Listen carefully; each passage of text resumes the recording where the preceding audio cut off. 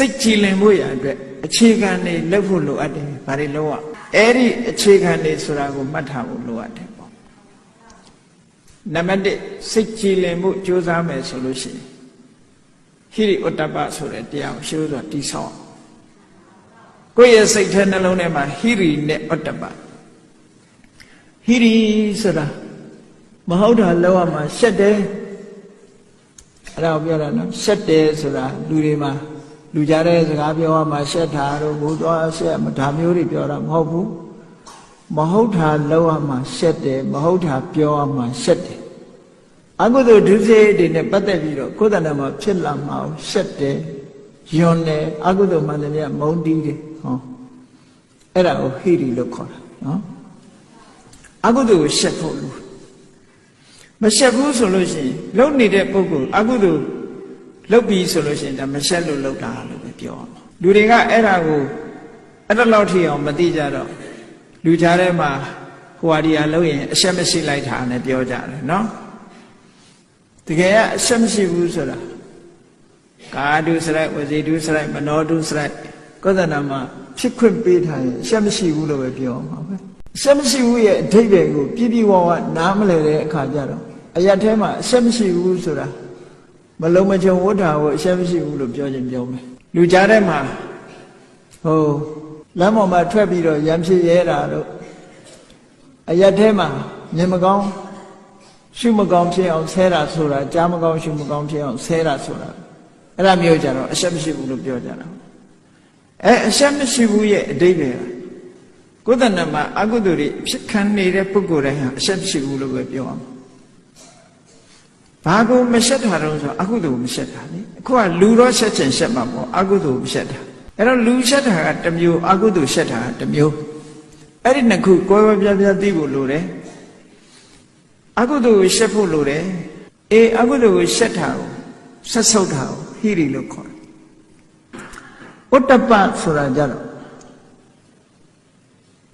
အကုသိုလ်နဲ့ပတ်သက်ပြီးတော့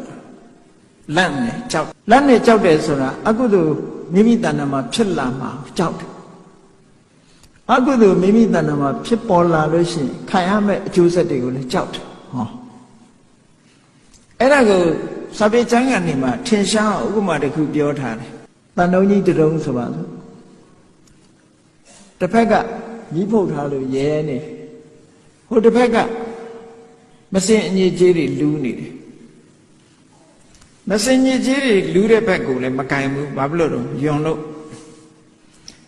မိထိထားလို့မိပူနေလို့ရဲနေတဲ့ဘက်ကိုလည်းမကင်ရဲဘူးဘာလို့ပူမှကြောက်လို့လောင်မှကြောက်လို့အမကင်နာချင်းတော့တူတူပဲပေါ့အကုသိုလ်နဲ့ပတ်သက်ပြီးတော့ယွန်လို့မလုပ်တာရဲ့ကြောက်လို့မလုပ်တာရဲ့မလုပ်တာချင်းတူတူပဲပေါ့ဟုတ်ကလားရေချက်ကယွန်လို့မလုပ်တာကတစ်ခုကြောက်လို့မလုပ်တာတစ်ခု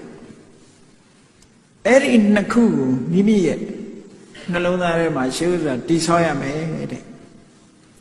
လောကမှာရှိတဲ့ကိုချင်းသီလတွေဟာ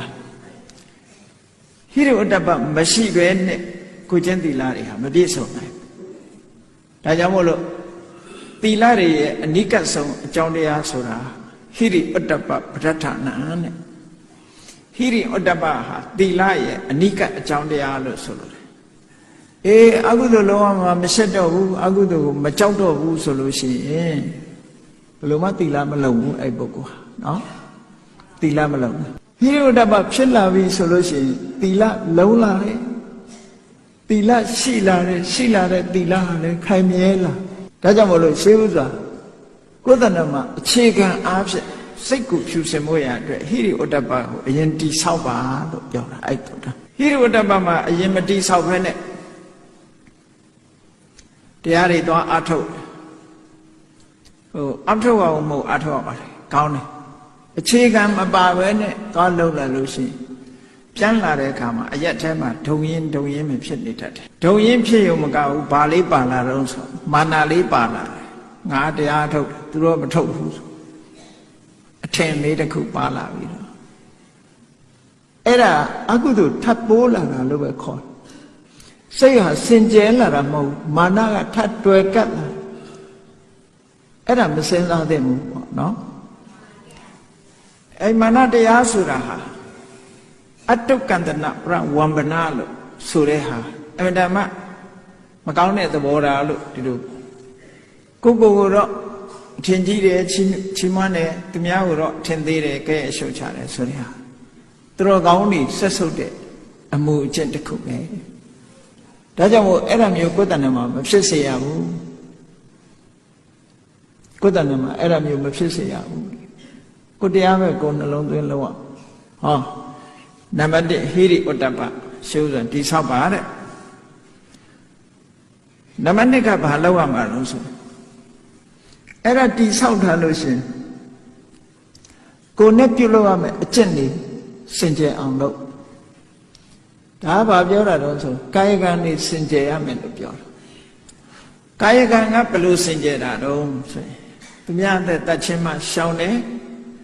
ရှောင်ရုံနဲ့မကဘူးတတ္တဝါတွေပေါ်မှာတနာတယ်ဆိုကာယကံစင်ကြယ်တယ်လို့ခေါ်တယ်သူများဥစ္စာခိုးခြင်းမှရှောင်ခြင်းတယ်မတရားတဲ့နေ့နဲ့ယူခြင်းမှရှောင်ခြင်းတယ်ရှောင်ခြင်းုံနဲ့မကဘူးသူများပစ္စည်းဆိုလို့ရှိရင်လုံးဝမလိုချင်ပေးတာကဏ္ဍမှတပါသူများပစ္စည်းကိုကဲအောင်လုပ်တယ်ဟောကာယကံမှုစင်ကြယ်ကာမိတုမိစ္ဆာစာရမှရှောင်တယ်ရှောင်ရုံနဲ့မကဘူးစိတ်နဲ့တောင်မပြတ်မအောင်ကိုယူဆိုင်တယ်ဟောကာယကံမှုစင်ကြယ်အဲ့ဒီစင်ကြယ်အောင်အရင်လုပ်တယ်ပြီးတဲ့ခါကျတော့ဘာစင်ကြယ်အောင်လုပ်ရမှာလို့ဆိုဝစီတမာစာရနှုတ်ကပြောတဲ့ကိစ္စတွေလည်းပဲနှုတ်ကပြောတဲ့စကားတွေလည်းပဲစင်ကြယ်အောင်လုပ်လိမ့်မပြောဘူးမှန်တာပဲပြောတယ်မတည့်အောင်မပြောဘူးညီညွတ်စိတ်အောင်သာပြောတယ်ဆဲရေးတိုင်းထွာရိုင်းပြတဲ့စကားကိုမပြောဘူးရင်ကြီးကြီးနားခံတာအောင်ပြောတယ်ကျင်နာတဲ့စကားမျိုးပဲပြောတယ်အကျိုးမဲ့စကားတွေကိုမပြောဘူးအကျိုးရှိတဲ့တရား